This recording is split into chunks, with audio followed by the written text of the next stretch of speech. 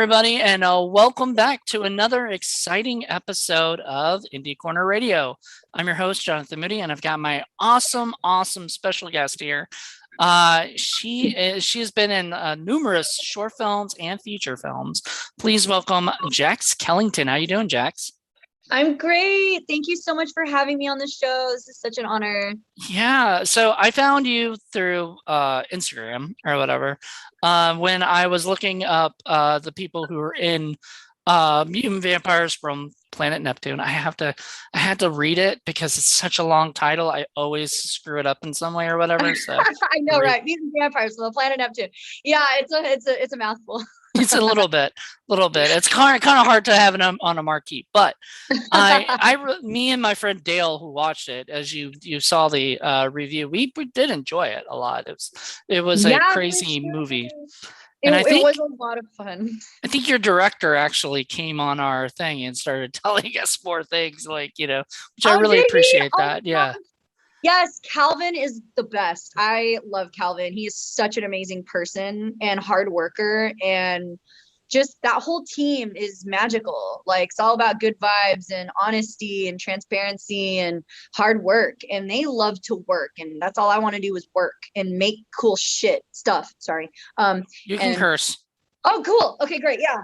They make amazing shit. And I the first time I met him and we interviewed and he got me on that to do that part. I auditioned, and then I told him I had a best friend at the time who I thought would be a really cool addition, and then he got her and I on, and it was the most fun I'd ever had making film, and it was my first feature film ever, and wow.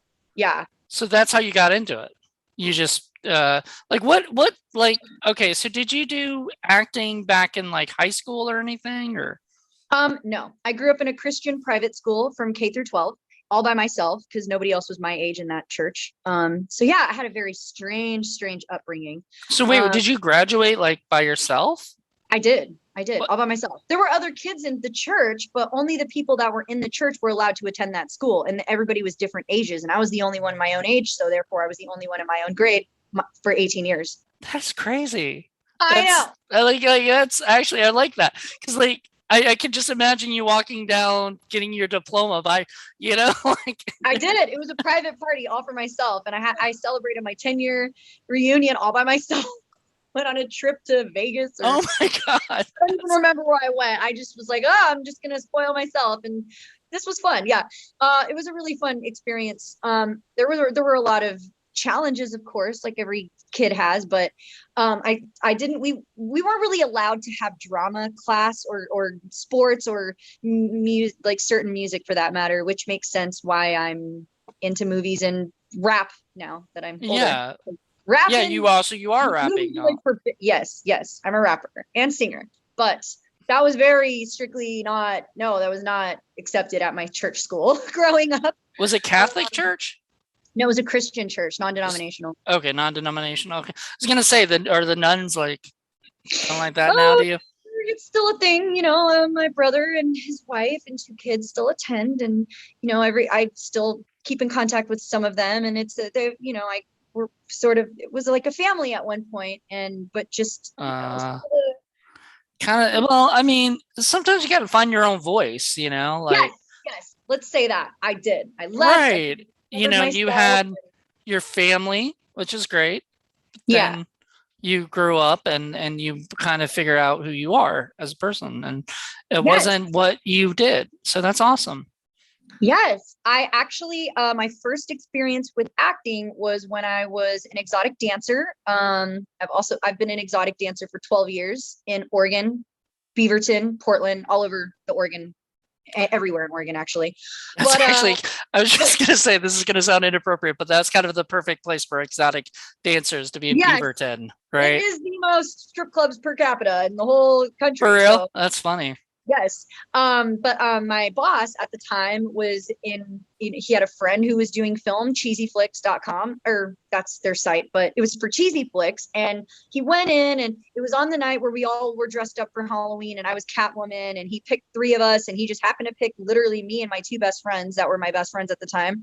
And we started working on these films called Heroines of Sword, and we made three films. They didn't really go anywhere, but it was such an incredible, mind-blowing experience for me. And I kept trying to keep up with it after, but life, a boyfriend at the time who wasn't really into that, and I just kind of, but then the pandemic hit, and that's when my whole life changed. Like, I decided to chase my dreams and put aside the fear and the lack of confidence in myself, and I gained the confidence, and I finally started to believe in myself that I could actually really try to do this. And then that's when both music and movies took off at the same time, because during the pandemic everybody got sick and people were getting sick and dying, and I knew that the whole world was afraid and would be too scared to work, but I was like, I don't care, I'm going to chase my dreams and die doing it, whatever. And so I just got on Craigslist. Oh, I'd like to take Craig out for dinner one day for taking off my career. But went on Craigslist and knew that people would still want to make art. And I knew that everybody would want to hire me because I was the only one who wanted to work. And there was my chance to get experience. And that's when I found Calvin McCarthy. And that's when I found a bunch of hip hop music video artists that needed dancers and songwriters and singers and rappers. And then that's when I started getting into the booth and recording. And then that's when I also started going to auditions and getting hired for the roles, and then actually going and working. And then a year later I moved to LA to do it bigger. So that is amazing. I actually moved to LA during right before the pandemic. Like, God. I thought 2020 was going to be the year, and so I moved there. I'm back in Virginia now, sadly. But I was living in Van Nuys at first, and then I ended up moving over by Pasadena. And the thing is, like, when the pandemic hit, because I got a job, I was really excited, things were going good. Then, like, a month later, the pandemic hit, and everything went to crap. But that's amazing, because a lot of people don't realize how much that really did affect people wanting to fulfill their dreams, to do stuff, to actually get out there and make art and do everything, because of what you were saying, the fear, Yeah. And I just was like, well, shit, if I'm going to die, like, by being sick, I'm going to try to, I just looked at it like, okay, well, here goes nothing, rather. And I just chose not to look at what it was for what it was.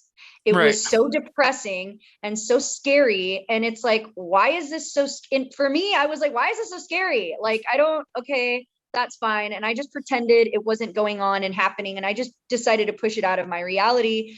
And I think because I did that, I didn't really get affected. I never had COVID, but I'm vaccinated and all that good stuff. But I just didn't. So I don't know. It's hard to say. But I just decided to squeeze life by the nuts during that scary time and make something out of it, instead of like, I don't know. I know that I get it. It affected a lot of people very, very badly and very, very awesomely. Like, a lot of people, it was good for them, and then a lot of people, it was terrible for them. And so for me, it was so amazing being stuck in the art, like making music and dancing in music videos for other people, and then also being an actress in other people's really cool, awesome, gory horror films. Like, I was like, what? Why didn't I do this years ago? This is the best thing that could have ever happened. So I'm very grateful for. And I think more people should be like you, because like, not a lot of people do that. A lot of people are afraid to take the chance to follow their dreams, or they think like they need a certain, like, that was the big thing with me. Like, when I went out to LA, I didn't think, I need a plan, I need to do this for 5 years. I'm thinking that now, because I realized, didn't have enough money at the time. But, I said, fuck it. And I went and did it, and I see a lot of people doing that, like just saying, fuck it, and going out and making art, and I think that's amazing. I thought the same thing too. I was like, oh my gosh, I have no experience. All I know is exotic dancing. I only know how to be a stripper. But all my clubs closed. And it's weird because I had a dream that would happen like like 8 years ago, I had a dream that the club got shut down, and my boss was like, "Oh my gosh, Jax, I don't know what to say. I'm so sorry." And I'm like, "Ah!" And it was so surreal because I didn't know how to make money doing anything else. And I also didn't know that that was going to be a 12-year career. I didn't plan to be a stripper that long, but also it made me look inward and inside, like, okay, well, what are your talents? How else can you make money? And I'm like, okay, well, I dance, I sing. I'm too scared to sing though. It's so scary. And I don't have confidence. Okay, well, you need to grow confidence because it's now or never. And then I just had to be my own cheerleader and talk to myself and say, you know what, screw it. You don't have experience. You don't even have a portfolio with professional pictures. Okay, well, who do we know that's a photographer? Let's go get those done. Fuck it. Like, you got $50, give them 30, use the rest for food or gas to get there.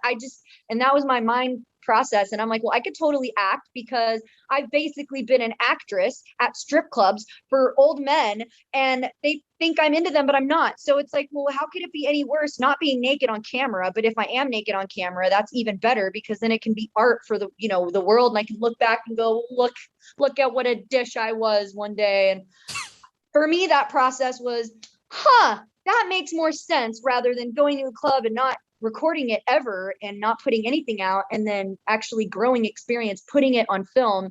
So that's how I got in. My very first short was Bad People Doing Bad Things, directed by Garrett Knowles, who was amazing. And he was like, I need a nude actress for my role. And he was so professional and so amazing and made me feel so comfortable and, paid me right away. And I signed the thing, and it was during COVID and they wore masks and were really, it was my first experience. And I was like, oh my gosh, I was so terrified and I didn't know if I could do it. And every time he'd hit action, I'd freeze up and be like, oh my God. He's like, you're doing great. Just a little more energy. And I'm like, okay. And just the directing and the guidance. And then I got more comfortable. And then more and more I made film, and it's so natural. And I was able to take a few classes before moving here from a really, really, really good teacher, Mike Hannigan, I guess is his name. He was amazing and told me the hardest thing in acting is being still. Right. Like, when you're supposed to just be still and not do anything, like for some reason actors like to just be like, yeah, they have to do something, they feel like, yeah, I get it. And I love your enthusiasm, by the way. Like, I adore that because thank you. That's something that, like, I feel like people need now more than ever, is people who are very enthusiastic, especially probably when you're on set. I've had, because I am a filmmaker as well, I've had actors that I love to death and who will basically light up a room. And if, like, I had one actress, she was sweet, and she would just cheer everybody up when it was like, because things after a while, hours start becoming like, where it's like, we just got to get this done, and everything. And we're kind of down at that time. Our levels are down. We need people who are up, and I feel like you're probably that person too. Yeah, you're not wrong. That's literally what my director says. He's like, we're gonna use you on the last scene, the cherry, because you have so much energy, and so it'll just burst. And that's another thing too. Like, I didn't, like, working in this industry, it's just, people just want to work with you. Like, they just love working with you because who you are, and they'll find a role. And also, like, to be honest, when I did Mutant Vampires, when I auditioned for that role, I had a boyfriend, and it was in the script that we were to make out. And at that time, I was going through something very heavy and personal in my life, and I was trying to heal from a lot of things, and I did not want to be intimate with another human being. So they asked me, well, is there anything that would make you uncomfortable? And I was like, yes, I don't want an intimate scene with someone. So I'm sorry. And they were like, okay, yeah, no. Well, they took that, they jotted that down, took notes, and then they called me back for a second interview, and they were like, we really, really want you to be a part of this film. So we've adjusted, you don't have to do the makeout scene. And I was like, oh my God, thank you. And that was like another thing, like learning how to just stay true to yourself and honor you and not be afraid to lose a part because you're not comfortable doing something. Like, I just was like, this isn't for me if it's going to make me feel uncomfortable. And they were so about, they would rather have me be on there than not take the part out for their script or for their film. So that I thought was I was thrown away. I was blown away by that. I was like, oh my gosh, these guys are amazing. Like, they cared so much about my comfort and wanted me to be in their film that they did that for me. So that was cool. And then fast forward a year and a half later, I was able to do a total sex scene in Conjuring the Beyond. And it was like nothing because I'd already healed and been better. And I was like, see, yay. And say, you had said, okay, well, I'm gonna do it, the intimate scene or whatever, even though, like, instead of asking for them to take it out or whatever, you said, if it's in the script, I'm gonna do it, blah, blah, blah, because that's, whatever. And you did it, and then you didn't heal from it because that was, something that triggered you or traumatized you in some way or whatever. You might not have been able to go on to do other things because you still haven't healed from that one, thing. So it's great that you were able to speak to people and that they were very accommodating to what it's so funny. I just did a scene. I had a scene last year that was supposed to be a lesbian sex scene, and everything was supposed to have nudity, all this stuff.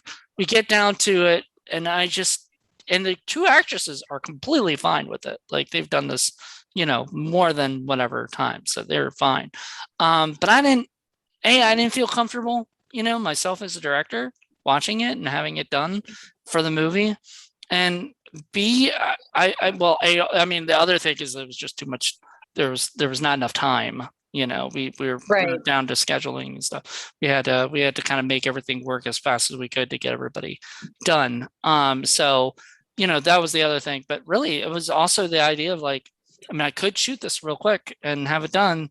I'm like, I just don't, and the girls are shocked, like, usually, the directors, especially in horror, make any excuse to do nudity. It's like their favorite part. Right. So, the people who are accommodating and say, oh, you don't need to make out or whatever, we'll take that out. That's amazing because you don't really hear that much. I would, same. And because of that, they were like, okay, are you okay with partial nudity? And I was like, yes, I'm fine with that. I'll totally be topless. I don't care. Hence the party scene. And, and then that was, there was just, everybody's comfort levels were different. Like, for example, my friend during that film, she didn't mind making out, but she also was not comfortable being topless. Whereas I was not comfortable making out, but I was totally comfortable being topless. And they were like, yeah, sure. Do you, and we just want to make a fun film. And I'm like, it was best memories ever. And I just talked to Calvin last night, and we're literally finishing up Pillow Party Massacre, and we have such a great film relationship. Me and all the crew, like, they always hang out. They're always in Portland, and I'm always like, I miss you guys. Like, I know that we're gonna make more film together, and I'm very excited for it. And that one is definitely one of my faves for sure. That's awesome. That's awesome that you have a crew, that you can always kind of count on, and everything. 7th Street Production. They're amazing. All right. So we were talking earlier in the before this about flirting with the devil, which you told me some great stories about it, but I was like, oh, you gotta save this for the show and everything. Tell us a little bit about how did you get on Flirting with the Devil and what is it about? So Flirting with the Devil, I again was on Craigslist, and I saw that they needed an actress for a role where I saw a little bit of the script, and I don't even remember my my audition script, but it was oh, that's what it was. Okay. There was a guy, and then me saying, oh, there's a burn on your seat, and I see handcuffs, and then I'm like, oh, that's kind of kinky. And then I like read it back, and it was really short, but I remember getting on it, talking to the director, and then we FaceTimed, and that's how I met Roman Martinez. And he has done some film in horror, like he's done Clown, which I think they just started doing Clown too, but guided. Was that the guy with the clown costume that he puts on? Is it that clown, or is there another one?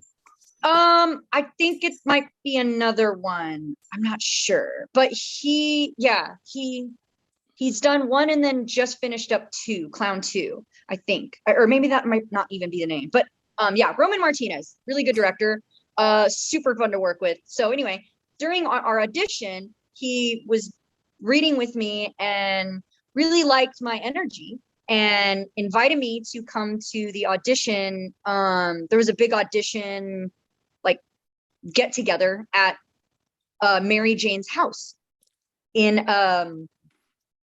where were we? Oh gosh, it wasn't Newburgh. I don't even remember. Not it was by Dundee. Oh, McMinnville. That's where it was. By where the Spruce Goose is, where that museum is. So I went over there and I ended up seeing there was like a ton of actors and actresses just hanging out, filling out forms, auditioning for different roles. One of them I knew I'd already did a film with. So I was like immediately like, oh my gosh, John.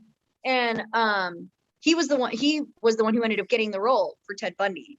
And that was very exciting. So I was like, oh my gosh, I get to work again with you. And yeah, and then we met Mary Jane. She was there. They were very accommodating. They had snacks. They were like right on time, and they ended when they said they would. And it was just a really fun experience. And after we all tried to do her role, which I didn't look anything like her. So I kind of had a feeling like I don't think this role's for me, but I don't care. I'm just happy to be here. And I was just so stoked and having so much fun reading with everyone. At the end, he was like, hey, who wants to take pictures of Ted Bundy for fun? And I was like, I'll do it. And so I did it. And I was just taking the pictures and I was like, yeah, ooh, you're so cute. And like taking pictures. And then they ended up emailing me back saying, we want you to play Super 8 Girl, which is this super old camera called a Super 8 camera. I don't even know. Oh wait, they borrowed it from a school. Like It was like a historic piece in a school. And I got to use that on film. And so they were like, yeah, we'd like you to play her. And I didn't even have any lines, but I was very happy to just show up and play that role for 20 seconds. You said you went to the premiere of it, like you drove all the way there just to see it, right? I did. I drove all the way from here, LA, to Portland, Oregon, just to watch it, just to be with everybody and see it. It was my first premiere ever in a theater. I was like, oh, so much fun. It was mind blowing. So much awesome. Fun. I love it when I see like the stuff on the big screen. It's more fun than just seeing it. It's nice seeing it anywhere, when it's done, but it's even nicer if it's up there being projected. That's what everybody wants. Nobody came into film to watch video. Yeah. Right. Oh my gosh, it was it was a big dream come true. Even though it was so short, I was in the front like, ah! I couldn't believe it. That's amazing. And you said, so that was a true life story too, right? From what you told me before. So that was based on Mary Jane's like actual, dealings with Ted Bundy. So that's got to be all tensions high. Period. Doing a movie like that, and doing it right. I couldn't even believe. Like at first, I was reading the script, and Roman during our FaceTime audition, he's like, "Do you sort of know what this is about?" And I'm like, "No." And he goes, "This is about Ted Bundy." And I'm like, "What?" And then we get to the house for the audition get together, and she tells me, yeah, this is my actual experience, and tells us her experience. And I'm like, what in the actual F right now? Like, this guy just showed up at the laundromat. She was doing laundry for these curtains that she had to have done for the school play. And he just shows up and they have matching cars, matching VW bugs. And he starts flirting with her. She starts flirting back. And then one thing leads to another. And she invites him, or I guess maybe he invited himself over to her house. He comes to her house and he starts raiding her kitchen and going through her cabinets. And she's like, okay, well, this is now awkward and my roommate's going to be home soon. So I think you should get going. And he's like, well, I'm not going anywhere. And she's like, okay, well, I'm going to go to bed because I had to be up early. And he's just downstairs doing whatever. And then apparently she wakes up in the middle of the night and opens her door and finds him asleep in front of her door. And apparently he had already murdered 2 other women before coming over to her house. So like that same day? That same day. And oh, Jesus. Beyond like a miracle why he decided not to he decided to spare her life. So she wakes him up, gets him downstairs, puts him on the couch, and then in the morning he's still there. And she offers him a banana for breakfast, and he takes it and leaves. And then she leaves, goes to work. A month later, he comes back and steals her car and tries to get in the house with her and her roommate, but they call the cops and he leaves and gets spooked. But that was the last she heard of him, and found out later that was actually Ted Bundy. That is crazy. I know. You don't. Good God. So I know. yeah, it's funny because I'm glad you talked about this, because there was a Dahmer series that just came out, and I actually really liked it. But a lot of problems that people are having is that it brings up scary feelings about, the people who actually were the victims, or the victims' families, and stuff, and how they have to kind of live through it again, or whatever. Yeah, the trauma. The trauma. And I mean, but it's funny. I like to say, like, they don't complain when the littler movies do it as much. Right? I don't hear as many complaints, but when like and so I love hearing that a person who actually was a potential victim, thank God she didn't actually get kidnapped, or right, she wasn't actually kidnapped. She was just sort of about to be kidnapped, or whatever. It was crazy. She still doesn't know why he didn't try to kill her, why he let her live. She feels it might have been because they established a connection at first, and there was a friendship sort of going on and involved, because they were talking about, different things about each other. And I think that could have been the reason why too, because most people, when there's no friendship or relationship established and you don't know anything about them, I mean, it's classic. They don't care. There's no connection. It's very Silence of the Lambs. She starts telling him her favorite color and talking to him like a human. It's going to make him feel worse and not want to kill her. So we feel that that's kind of what happened with her and why she was spared a little bit. And it's just scary to think about that was him. Like, she had no idea. She's like, I gotta get this story out. I gotta tell this story. And the only person who wanted to do it was the director during the pandemic, was Roman Martinez. And that's amazing. It's just making more and more film with a bunch of the same people that I know too. And it's so wonderful seeing the community just explode and grow and grow. And wow. Well, to me, that's amazing that, like, through the pandemic, two people found each other that happened to, to go and tell the story that, is now actually a really good story. You can actually, just so everybody knows, they can actually watch it for free. It's on their website from what I saw, and everything. I was going to watch it, and I'm going to watch it, yes. And you can actually buy it too from them for like $6. So I would also suggest doing that, to help. Yeah, the main actress, Maddie Bloom, who I think got the part, I think I'm saying her name right. She's amazing. All the characters that they cast are so good. Also, China Ray Hertz, she's a good friend of mine. She's in Conjuring the Beyond as the demon girl, and she's also in Pillow Party Massacre as one of the main lead actresses.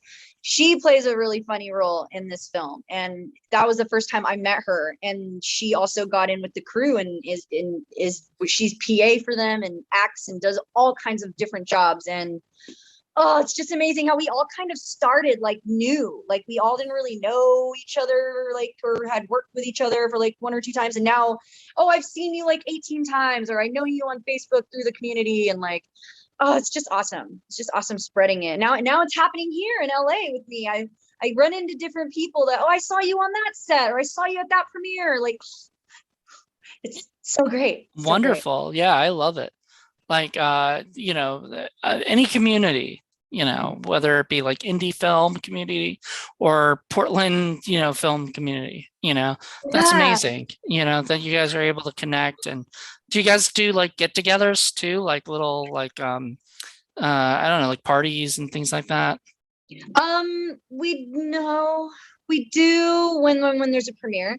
We get an Airbnb and we always stay together. And the director, really, his thing, he likes to do his film on site. Like, if we're filming, he likes to rent.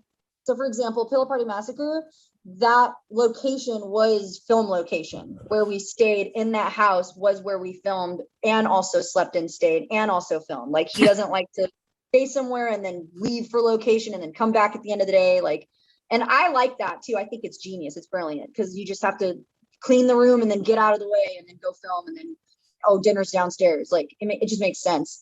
So we like to do that when we get together. We're like, okay, cool. Like our get-togethers are making film basically.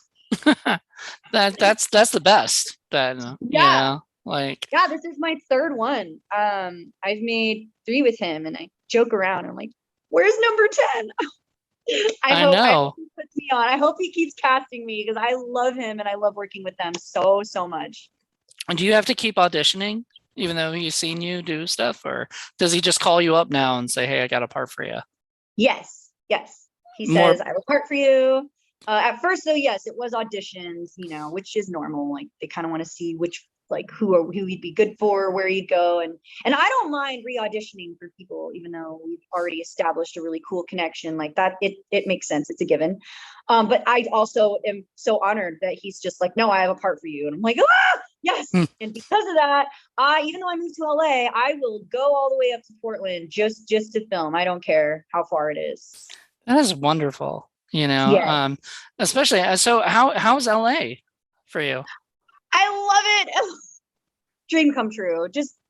I don't know. It's all the dreams just keep coming true in my life. Just the weather, the people, the culture shock, the food. Oh my gosh, the food. Oh my gosh, the beaches. I've never lived within 12 minutes from a beach ever in my life. I'm always 2-3 hours away from the beach. And then when I do get to the beach, it's cold and frozen and no one's there. And it's not really a beach. It's just sand and water and weird. But here it's like tropical and palm trees and happy people and the vibes and hot dog stands everywhere and clothes. And I am so in love with it here. That's the All the one opportunities. that's the one thing I really miss about LA was my roommate and I, who's my best friend. She and I would she would wake up later in the day, like 3 o'clock, and she'd be like, or even 2 o'clock, but she'd be like, "You want to go to the beach Oh, like right now?" And I'd be like, yes. if I had nothing to do that day or something, I'd be like, yeah, like why not? Let's go. We take her Frenchies and we'll go down to like Rosie's Beach, and Oh my just gosh, that's yeah, beautiful. Rosie's Dog Beach, I think is what it's called, or whatever, and just run around like crazy. And to me, that's fun. Like it's a Oh, good time. So yes. I agree with you on that. Like and so now that you do that, like, are you booking gigs left and right? I wish I could say left and right. But right now I'm in school at LA Film for music production. So I'm studying creating beats, you know. Mhm. So a lot of my time goes to trying to focus on that. So booking gigs I get booked for gigs, but not like just here and there. Like I was the makeup artist on set for a friend, Kathy Cola. She just started this TV series called Veg Head, and we did the pilot. And so I got a gig for that, which is being the makeup artist. And we're also doing a reality TV series where me, her, and Jessica Ross also star in it. And I think we're doing production with that maybe next month. And then I've been in a couple of horror shorts since. I'm also doing another horror short with Marlon McGray, I think is his last name. Crap, I'm butchering it. But he's doing a horror short called Eyes All Over, and we're doing production for that in January. And then I audition for gigs sometimes when I have time. Like I'm not doing anything. I want to do something. Go online, try to find something. But yeah, most of it's word of mouth or performance gigs. Like I just performed at this rap event, my new unreleased track, which was so much fun. So like stuff like that. It's a lot of fun, and it's the perfect amount. I don't feel overwhelmed or overworked. which I don't want to feel that way. So you talked about your rap a little bit, and I gotta ask about it because like you said you were kind of in more of a I guess more sheltered upbringing, where you weren't probably listening to rap. What I got mean, you into that? they thought I wasn't, but you know how kids are. We have our ways. Okay. uh, yeah, lived in a cul-de-sac growing up and had a bunch of friends that were going to public school and weren't religious. So they would come out bumping freaking, I don't know, Juvenile and Eminem and uh, Jay-Z, I'm sure. Jay-Z and all the people that were taken off at that time. And I'm like, what is this? And they're like, oh, this is in the neighborhood. Kids are hanging out, dancing in the corner in front of your houses, like mom yelling at you to come in because it's time for dinner. It's like, what were you doing out there? Nothing. But then your friends at school, well, my friends at school, a couple of them were very into rap and would have a bunch of CDs and let me borrow them, like Nelly. I remember Nelly, 50 Cent, like, and I'd go home and play it on my little, oh my God, CD player thing that would skip when you dropped it on accident. Oh, holy old school. So that's how I got into listening to rap, hip hop, and R&B. It's my favorite genre. I was into rock and metal a little bit, but I don't really it's where you resonate, and I resonate really hard with rap, and I love the energy. I love what they say, how they say it, the cadence, how it just sounds so sick and badass, and G and the beat, and it just makes you want to dance. And then that's another thing I got into. I started going to Skate World when I was 10 because I was introduced to it, and I told my mom, and I became obsessed. And it was the thing I did every weekend. It was every weekend we'd go to Skate World and then go to the movie theater afterward. And church didn't really know about that. Love my mom. Oh, so your mom was very like, kind of pro you doing these things then. Yes, my mom. My mom is Filipino. Love my mom. She is the most supportive person ever. She was always, go do what you want, do you. Even though the church would disagree, she would, she'd get pulled into it got to a point where I got pulled into the principal's office for being caught at a movie theater, and they would ream her, tell her, you need to take, be a better example, this, that. And my mom would just be like, oh my gosh, you're right. This is unbelievable. Just, I can't believe you. And wait till we get home. And the second we'd leave the office, she'd be like, so what do you want to eat for dinner?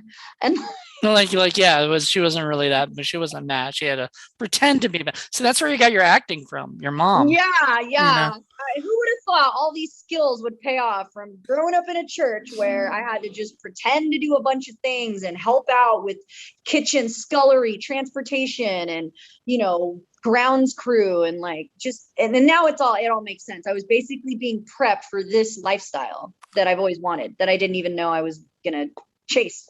Okay, so your mom knows you're an actor. Did your mom know that you were an exotic dancer? Oh, yes. I literally say it in my song. I got her blessing. Oh, you got her blessing to be a. I did. I asked her. I said, Mom, if you were me and you were young and cute, would you do this? Would you try this? And she was like, yeah, I think so.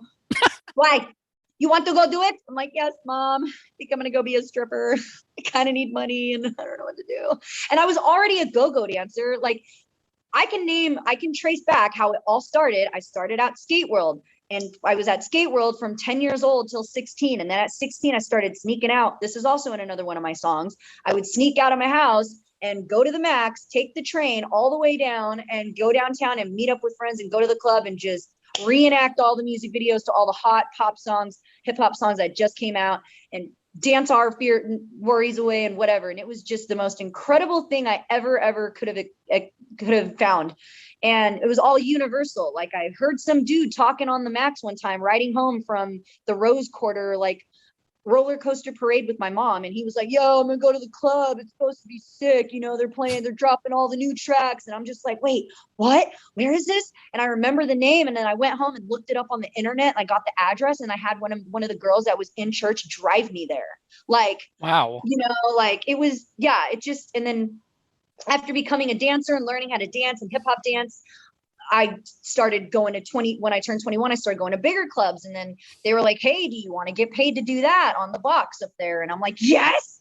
And so I became a go-go dancer, where I dress in cute little outfits and like hype up the crowd and all this energy that I used to get in trouble for in school, and ADHD pills, and oh my gosh, you name it. But now it makes sense. Like, I have all this energy. Oh my gosh, it makes sense. So all this, it was paying my bills, and then, and then more shit happened in life, and I'm like, okay, this isn't enough though. I need money. I don't know what to do. And then that's how I became a dancer, or a stripper. Started, and that was like cutting open an atom.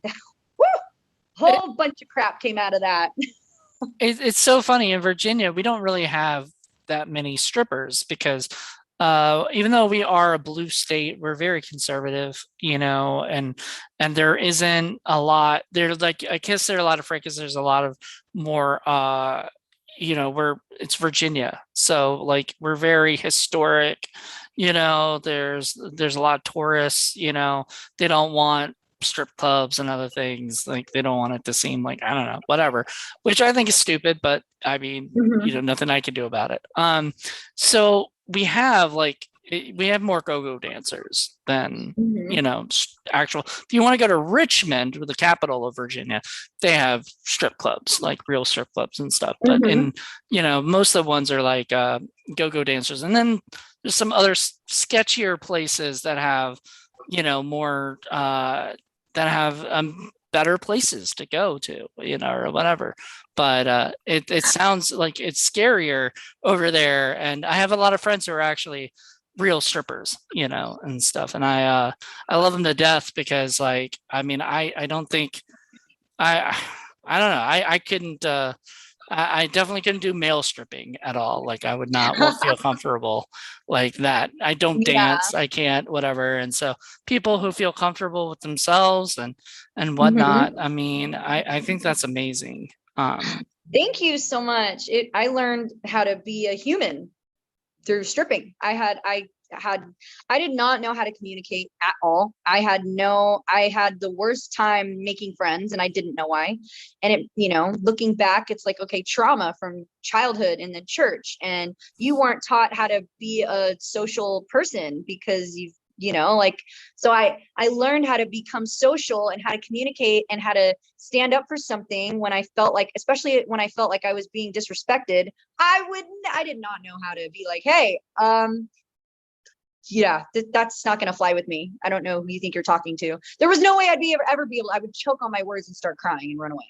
Like, so there was so much character building that happened for me being a dancer, meeting so many people, both men and females are in strip clubs. It doesn't matter. And strip clubs is like this place where people want to get drunk after work and hang out with girls. And you're seeing humans at their rawest form. Like, they're like, you have bachelors come in, people who are married. You would never see. Yep. Excuse me, I had a call. That's okay. The way they do with their wives, or be like this at their business, So seeing people come in and let loose and like be themselves, it was nice being able to talk to people like authentically, if that makes sense.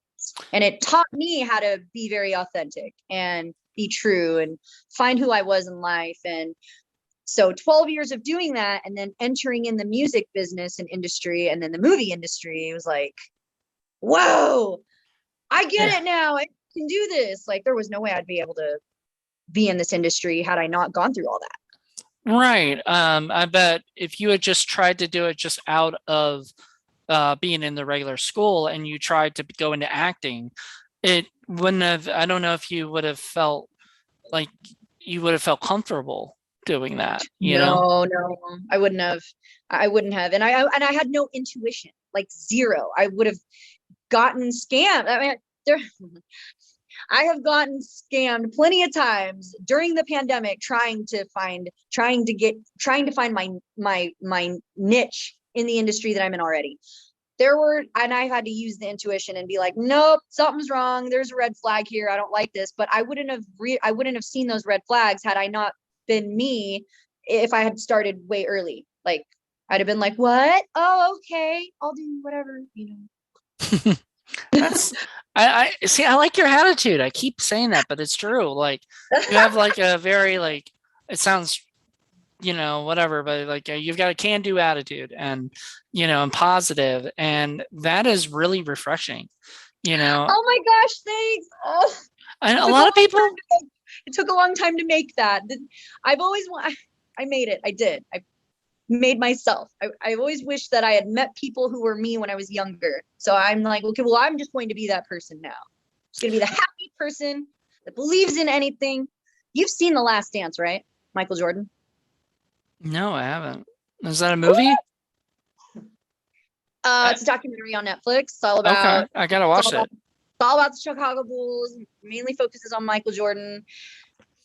That is the most inspiring. Oh my gosh, he's so inspiring. Like when he broke his ankle or foot and they wouldn't let him play and they were like, you can't play. It's impossible. And he's like, I don't believe that. You do. I don't. And I'm just like, yes. It's whatever you believe. It's whatever you put your mind to. It's whatever you tell yourself. It's literally how you talk to yourself in life. Uh, Is yeah. there's a documentary by Kane Hodder. I think it's called To Hell and Back. And Kane Hodder is the guy who played Jason. And a lot of it, he actually got burned by doing one of his stunts, like head to toe burned, like bad, almost died. Oh my And he was in the burn ward for years, all this stuff. Then at the end, like in part of the documentary, he got really pissed off because he was in the burn ward and he would see this guy come over and have this positive attitude and say, "Hey, everybody, blah, blah, blah, blah," to all the people, right? And he got mad. Like he was like, why is this guy coming in here and, having this positive energy? Doesn't he know, like, I'm really angry. All these people are really angry. We're not, all this stuff. And he found out that was an ex-burn victim, who came in, and he comes to tell people and show people that it was, that there is life after, after this stuff and everything. And then so he ends up, he does that now. He goes to the same place he went to, and he goes and he shows up and he tells other people because he saw somebody do that. And when I literally cried when I heard this story, because I know the guy personally. He's a really good, nice person. He goes to horror conventions, just a really sweet person. He's also plays one of the like scariest villains in all of like slasher history, Jason Voorhees. Gosh. No, that's amazing. No, that's the guy, the hockey mask. Yeah. Yeah. He plays. He turned his shit into gold. Yeah, exactly. That's all it is in life. You just take the experiences. You just take the shit and spell awesome across your chest with it. You just take the shit and go, I'm awesome. I'm surprised you don't have that tattooed on you. I'm awesome. Right? Right. Speaking of which, I do notice you have some ink on you, and you must say you had to have gotten that after you graduated and everything, right? Like, of course. They would have freaked out if you showed up one day with ink, right? Yeah, no. You should have done that on your graduation day. Like, I know, right? Well, I got my belly button pierced when I turned 16 and didn't tell anybody about it. Like, because people don't see you, without your clothes on ever at the church or the school. It's like forbidden. Like girls changed individually in their own stalls. And then when I got out of there, I found out that all girls just got naked in front of each other their whole lives. I'm like, what? That is so not okay. Like, so I had to get a different world, Yeah. Super different world. But yeah, I pierced my belly button, and then of course when I got older, I was like, I'm just gonna get all the tattoos that mean something to me, and I did. And yeah, I love them all. That's sweet. So I mean, so you grew up in Oregon though, right? Like I did. Okay. I moved to Oregon when I was 5 from Houston, Texas. Okay.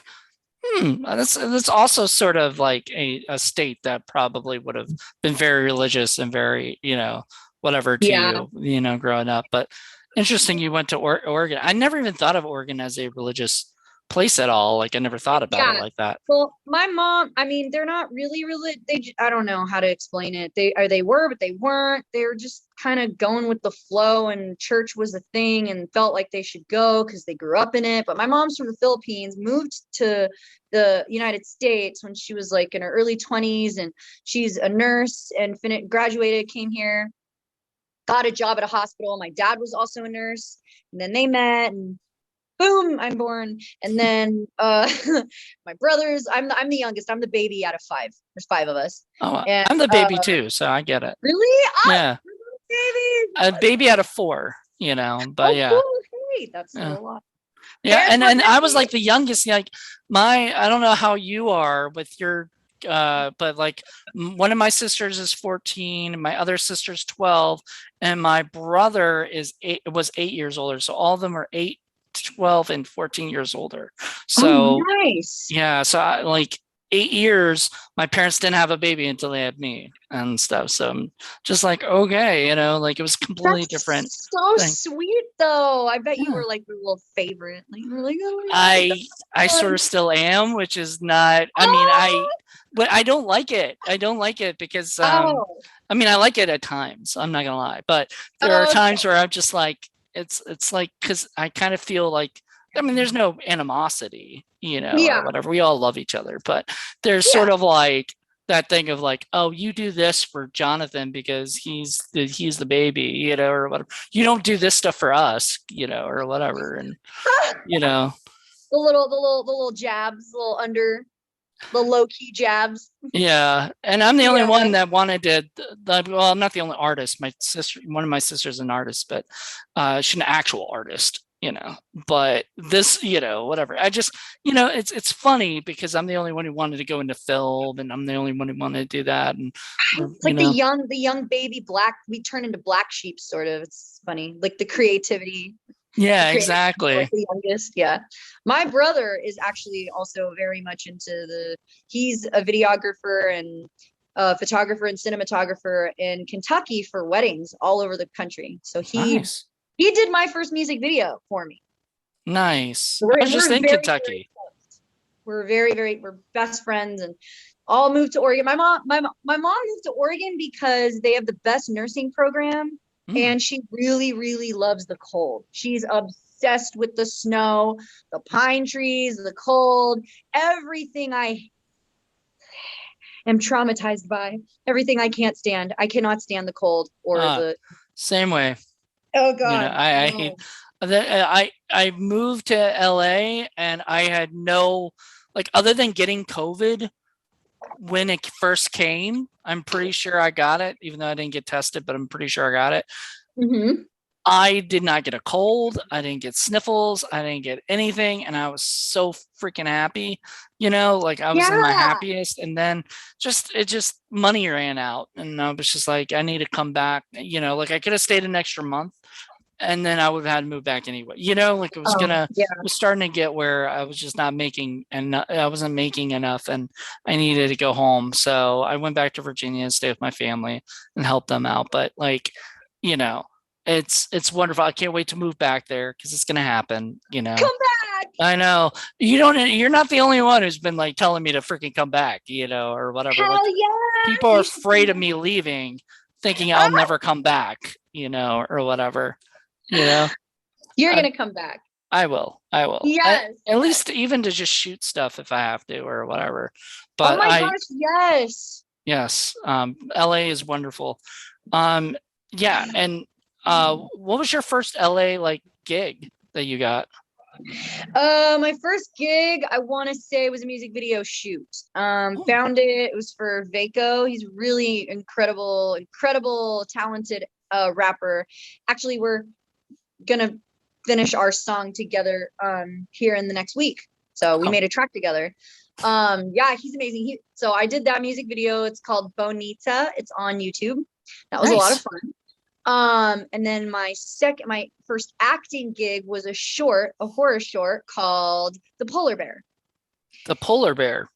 Also my very first um intimate scene on screen. Oh, okay. Yeah, that was So fun. Yes. Oh, okay. So the polar bear, was that, I mean, is that available anywhere? Do you know, or?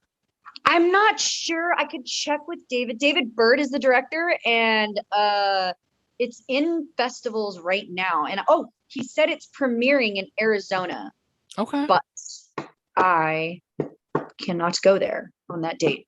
But That's sad, but it's about if humans were to act as animals. So he does a film about sort of pro-choice, like her body, and they have an act where a male man is sniffing the air and smells the female, and he's like, oh, I smell her, and like starts running through the forest, but then gets attacked by another polar bear who's also a male. And they kind of like, because you know how animals are, they like beat each other for the female, and they like go at it, and it's so cool, it's gory, and I'm just standing there like, that's right, who's gonna be the winner? And he like eventually they hash it out, and then comes over to me, and it was filmed really well, and I had such a great time, and it was so much fun. And again, the comfort levels and the respect and uh punctuality, the professionalism is like, that's, it should be number one on any set. And the professionalism with David Bird was amazing, and I really loved his cast and everyone that I got to work with. And he let me even bring one of my friends who's also a producer and director, and they got to help out, and it was so fun. It was so fun. It was short and fun, and it was so cool. that's amazing. So yeah, I love that. But I do have to ask this though, because you kind of bring it up as like professionalism, is something that's key. But have you ever been on a set that you just felt uncomfortable and had to sort of leave or anything? Um, on set, no, thank God. Okay, so far, knock on wood, you Knock know. on all the wood. No, but I have been in situations where they wanted me to be a part of it, but there were flags from the start. Like, just yeah, I've experienced people who I don't want to work with. Yeah. Yeah, you can Yeah, they kind of usually give tell it when. away. They give it away so quickly. It's so easy to sniff it out, just like how they talk to you, what they want you to do. Um, I've been on music video sets where it was very unprofessional. People were late. They would change the plan at the last second, and they would keep telling you they'll pay you, but then they don't. uh, Like they like, I'm gonna get you tomorrow, and then turns out like, oh, I don't, is this much okay, even though we agreed on this much? Like, why are you, what, no, we agreed on this much. Why, what are you trying to, why are you finagling my time and talent right now? So I have been a part of very unprofessional music video sets, but thankfully not unprofessional movie sets, no. that's awesome. Yeah. It's awesome that you're able to do that, and I don't think that like I I don't think you'll be doing a lot more music video stuff now that you are making your probably your own music videos and stuff, Yes. like, right, like you don't need to be doing that anymore because you'll Yes. have your own. you know Yes. I'm actually I making my own on Sunday for a That's song we awesome. collaborated. Yeah. I'm so you know excited. I know. I've only directed one, or well, it's co-directed, but the co-director was the editor, basically, which I don't Um, edit, so he asked if he could do, because he did a lot of work on it. So I said, okay, sure. But it was it was amazing. Really did look good and everything, and I was very happy with it. But that's I don't so know if great. I would ever be like, I don't know if I could ever actually do that, like, full time, I just feel that. it's Yeah. a lot of work. And I'm not very good at editing. So I feel like I've got a guy who does do that I know.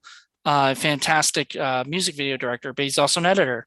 So like that kind of goes hand in hand with each other. So I feel like those are the best people to work on the music videos, are people who already can edit it and get it out pretty quickly and whatnot. Do you have Yeah. who do you have Yeah, we want directing? people- Can you announce that yet or anything?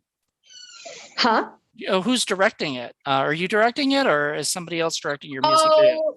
Oh, all three of us have a camera person, and we're kind of just create like we have a vision, and so we're just kind of going with, okay, we want to shoot this scene here, we want to shoot this chorus here, we want to shoot all three of us together at the end here. So I picked out location, and it's basically just picking out location, time. Do you want it daytime? Do you want it nighttime? Do you want it sunny? Do you want it rainy, cloudy? Like the vibe. So obviously it's going to be sunny daytime.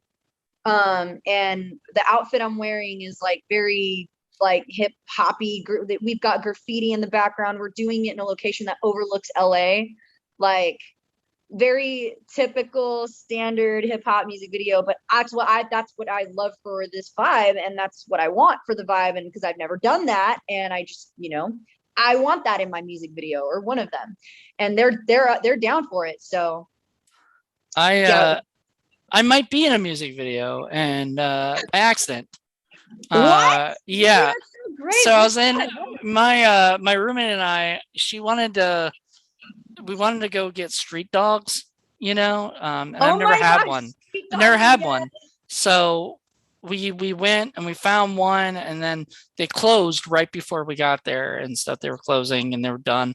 And we're like, okay, what are we gonna do? So we looked up on Google, and there was a place in LA that actually did have it's called Dirty Dogs or something, and it had street dogs inside the restaurant or whatever, the place. So we went to go there, and since it was called Dirty Dogs, I guess there was a song called Dirty Dog that these people were doing, these rappers were doing, and they were What? rapping while outside of the thing, and we were like waiting in this long line, and like I think they were like filming it. They should not have been doing this. This is not allowed in LA. I was surprised they got away with it for as long as they did. Oh my gosh! And you're like in line as they're filming. I don't know if we got in any of the shots or not. And I was like thinking, should I go over there and be like, hey, don't film everybody, like what the hell? But I don't know if he even shot any of the people, if they were shooting from the others.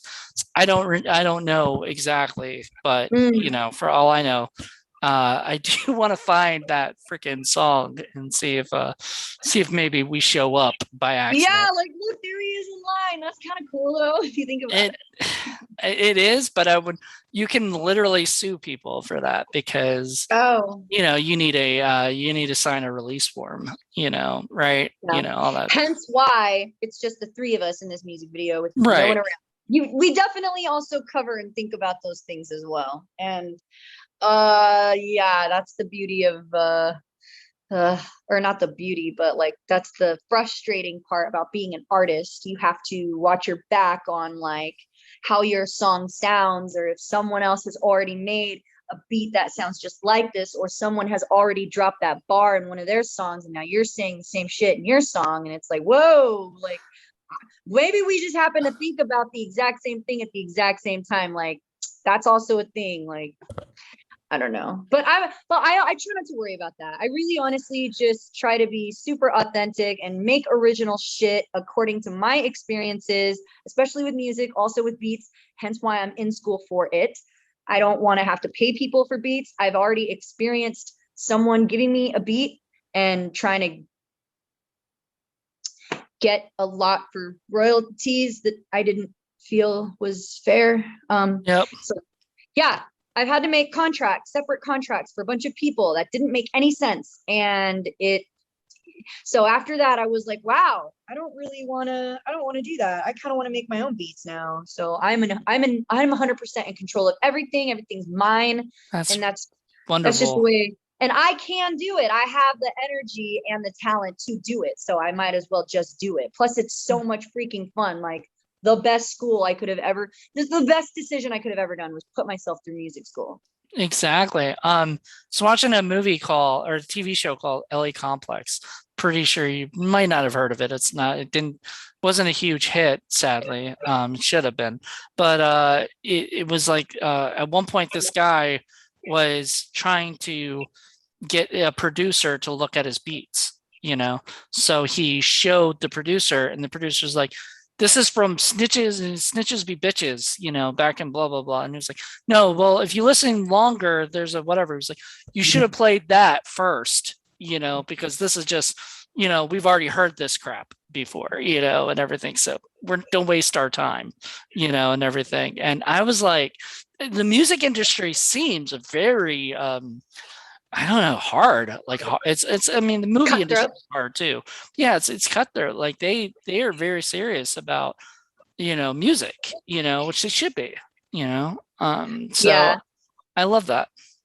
I do too. It's I hear both good. I hear horror stories about the music industry, and I also hear extreme success stories. And of course, it's not easy trying to be in the music industry, especially if you want to become big and you want everyone to hear your stuff and support and respect you. Respect is something earned, and I don't mind earning that. And all you have to do to earn that is just be you.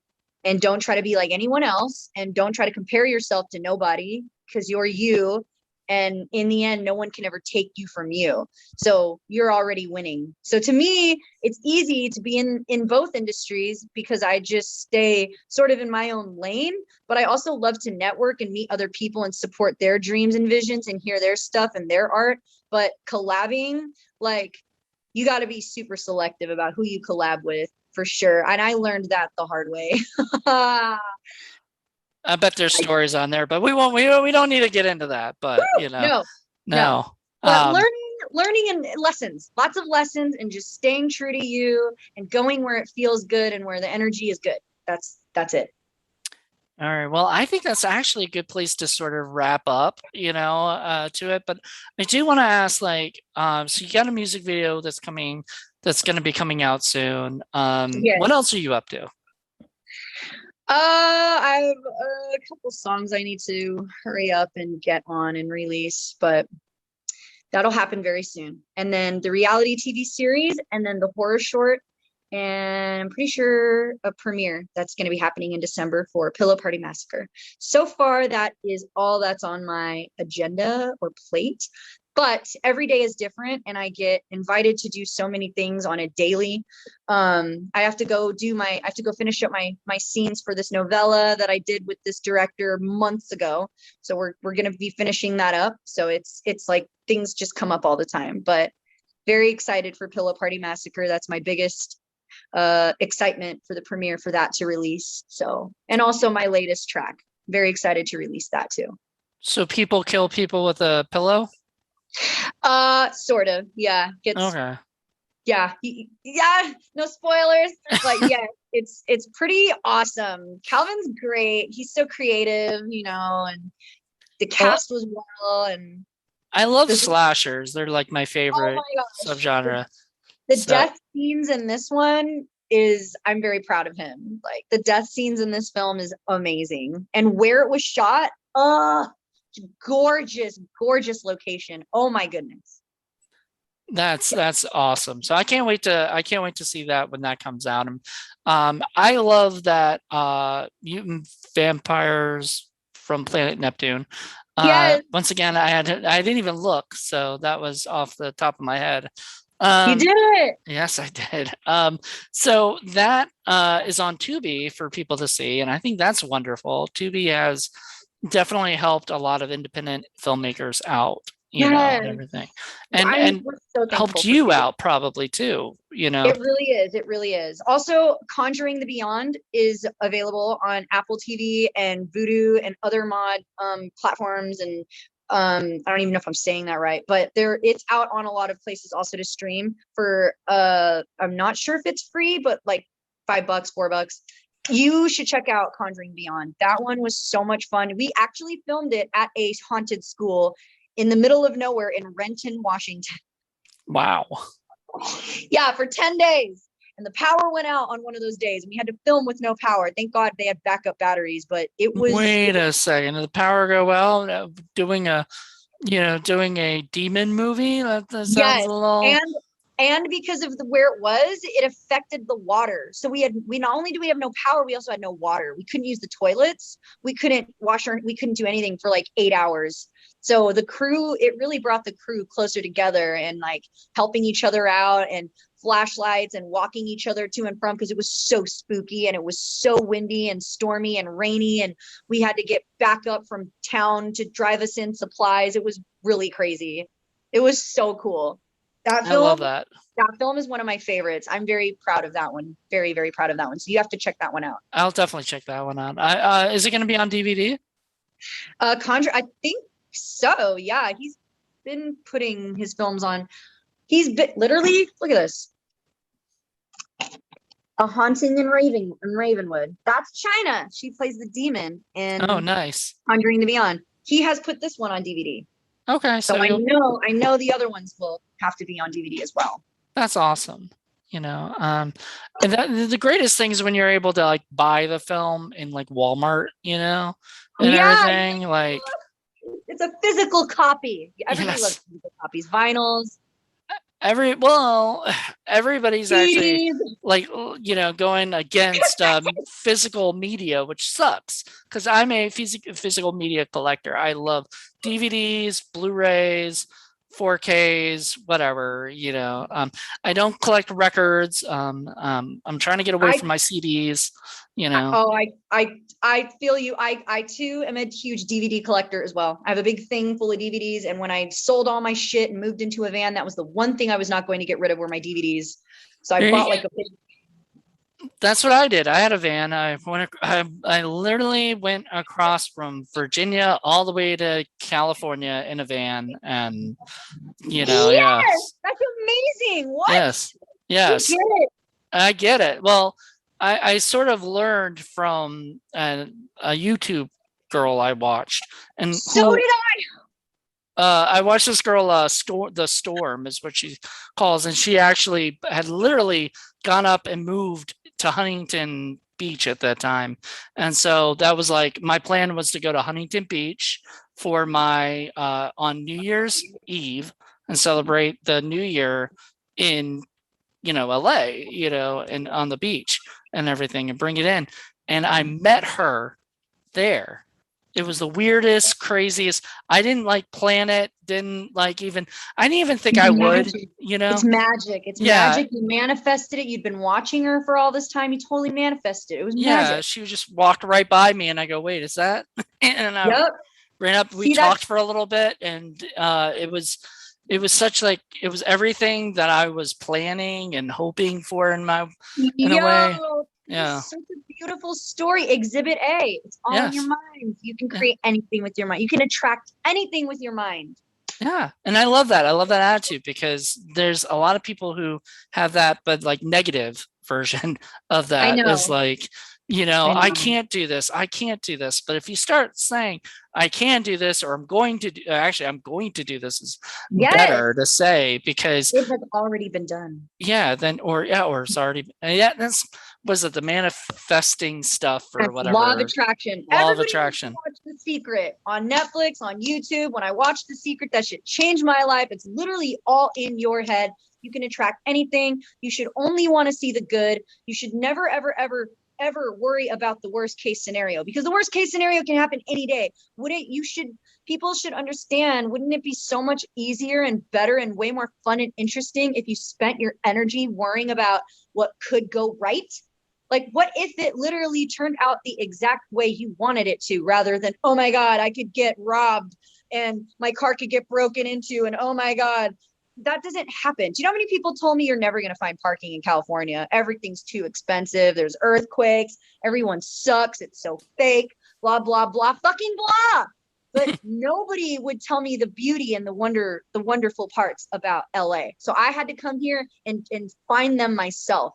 And guess what? I get parking all the time. Free parking all the time. I don't know how, but I just do.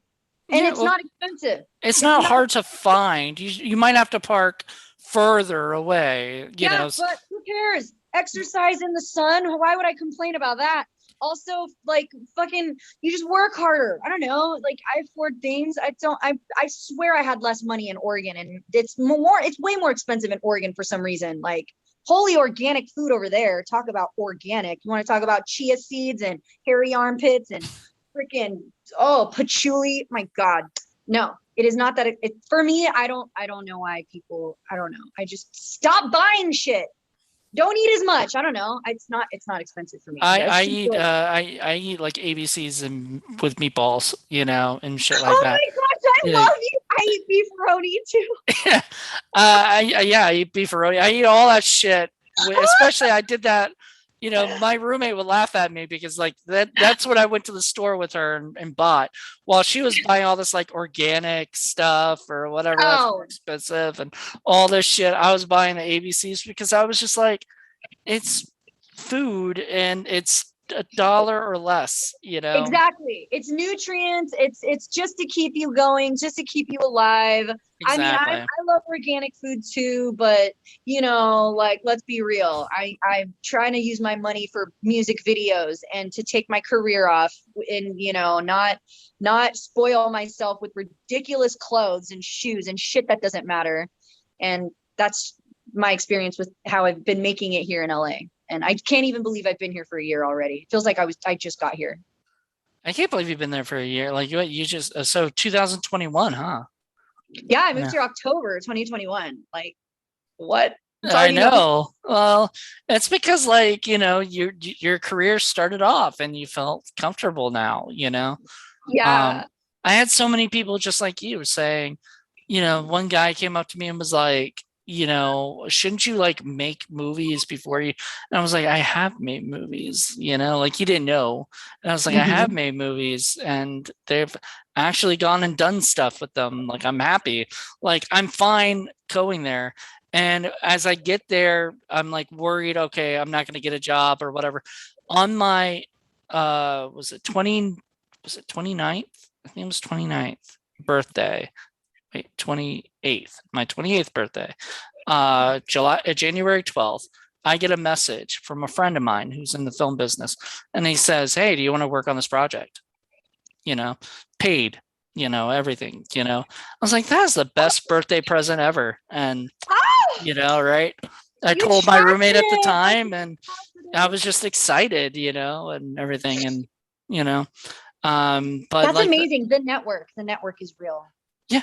If you meet one person or somebody introduces you to one person, all of a sudden that person introduces you to somebody else. And I mean, the one thing I think the biggest problem, my friend Mackenzie, who's a makeup artist, told me that the biggest regret I should have, you know, period, like, you know, not regret, but like something, whatever, is that I did turn down going to a party. And I think it was because I'm me personally, I don't like going by myself, and you Right. know, and I don't like I know I'm going to meet people there, but I just don't feel comfortable, you know, driving someplace I don't know and doing that stuff. But because of that, she got 3 different projects because she met 3 different people at that one party. And I was like, damn, that was right. Like that right there is a way, you know, because it shows that you show up and you're there and you're willing to do, you know. So I Yeah, you're just since being then, you. You're just being you, and people are so like you're magnetic. They're like, well, I want to work with you. Here's yeah, this. They'll do it. That's how I got on Veg Head with Kathy Cola. That's how we're about to do this new reality TV series. Was just showing up at this event and working for them. I held her black bag while she walked around and collected free products from all these expensive product people that were creating new shit that hadn't even been released yet. Like that's so cool. Like I yeah, worked that event, met them there, and then boom, and it just it's like a button, you just it's uh like huh, a chain reaction of awesome. Just one gets yeah, and it just doesn't stop. It's all the time here, hmm and I love it. I can't wait to see where I am in 3 years. I Shit, can't one wait to year. see where you are in 3 years. You know, Oh I my bet the gosh, audience feels the same way. You know, you're just gonna be because here. You're gonna be here. I'm gonna manifest that. I really hope so. Actually, I did tell my friend 2025 or 26 is like my hope, or whatever, Okay, because it's gonna happen. it's got to be a little bit, but yeah, now it's got to happen because you said 3 years and that's 2025. So, there you go. That's three I'm gonna years. get We'll you see. back here. Yeah. But I love that. I love that attitude. I love your personality. You're Oh, awesome. thank you. You're awesome too. Thanks again for interviewing me. This was so Yeah. great. How And can thank you people for all reach this you? kind of on Instagram is the best way. Instagram or Facebook. Yeah, Jax 1420 on Instagram, and then Jax a million AIAMILYUN on Facebook. Oh, wow. So people can add you, check you out, talk to you, and hopefully hire you for projects. Absolutely. I'm my shit is public. I love fans. I just love people. I love to entertain, and I love to talk about whatever. And the networking is the best part. And I just, yeah, I know a lot of people and celebrities are different, and some people are extremely private and do not like people or to talk about their success. They just want to do it, which is cool. I, however, am like, oh my God, paparazzi, talk to me. Like I could, yeah, I love it. I love it. I love it. I love it. I love being open. I love being public. I love to talk to everyone. I love to say thank you. I appreciate you. Everything. You loved it. Cool. That's my favorite part. Well, that's how you get out. That's how people get out there more. Like if people Yeah. are too private, they have to be at the point in their life where they're like Tom Cruise, like where they can, and I use him just as an example because he's like probably the biggest celebrity in the world. But, It's like, amazing. yeah, but he's like the most, like he's not private, but he's, he doesn't go out and chat all the time with stuff. He keeps things, Mhm. he has to, but he's kind of earned that position. And back when, earlier in his career, he was more outgoing and more, doing interviews and doing things, I would love to earn that. Oh my right? God. Yeah, that's a wonderful thing. But I swear, I bet you would still be out there doing interviews and excited and happy. And, I would love to hear you, like, if they do like a DVD for one of the movies or whatever, you on the commentary tracks. Because I bet you'd have a fun time chatting with everybody and telling everybody the stuff.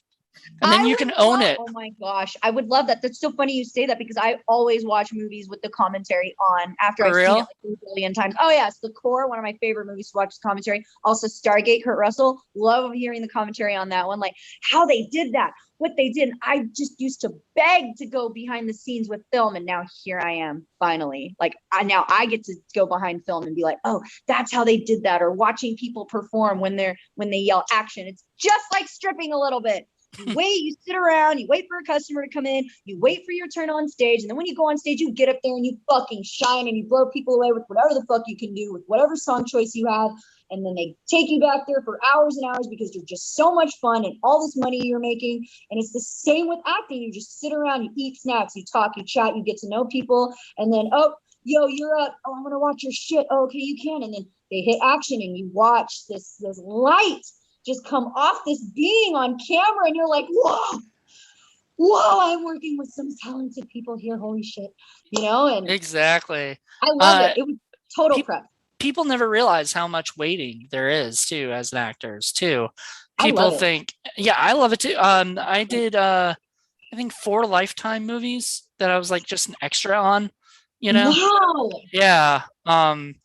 But that's so cool. I used to watch Lifetime. I love that. yeah, they were fun. It was extra stuff. It wasn't, it was being in back. I was in like a coffee shop, or I was at I was a bartender at one point. Oh, that's so cool. Yeah, and then things like that. But and was fun.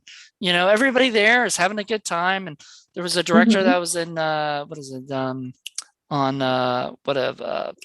One of the or actually 2 of the shoots, she was so fun and funny. She was having a fun time, and the other director was a little bit more silent on the other movies. He's a little bit more quieter, but he was still a really nice guy.